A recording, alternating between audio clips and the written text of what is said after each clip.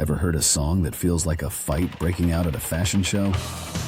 That's the story here, where glam polish met raw groove and exploded into something far bigger than the sum of its parts. Power Station wasn't just another 80s band. This was a moment where the world stopped and asked, wait, who invited Robert Palmer, a Duran Duran, and the Chic Rhythm Machine to the same party? The answer? A sound so sharp it could cut glass and so heavy it could rattle your bones. Keep watching, because inside these grooves are battles, egos, and sparks of genius that shouldn't have worked, but somehow did. Miss this, and you miss the gobbledygook that secretly rewrote the rules of what a supergroup could be. It all starts with Some Like It Hot. Tony Thompson's drumming isn't background, it's a thunderclap.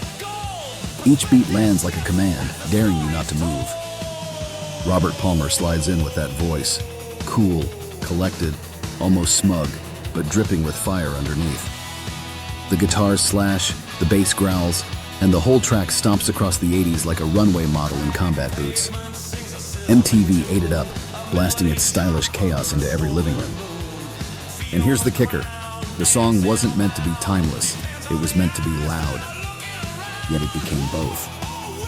Then comes Get It On, Bang a Gong. Cover songs are usually filler, but not this one. This was resurrection. Andy Taylor's guitar riffs didn't just echo T-Rex, they wrestled with it, pinned it to the mat, and dressed it in leather. The bass line smirks its way across the mix, while Palmer delivers the lyrics like he's both seducing and mocking you at the same time. It's heavier, sweatier, dirtier, and suddenly, a 70s anthem became an 80s juggernaut.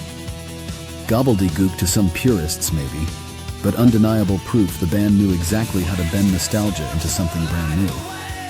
And then there's communication. Here's where things get interesting.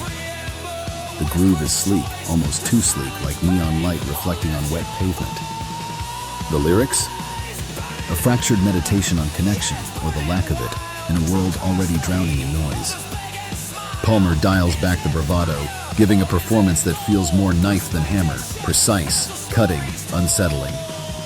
For fans, it was less immediate than the hits, but in hindsight, it's the song that whispers the truth. This wasn't just a band of egos cashing checks.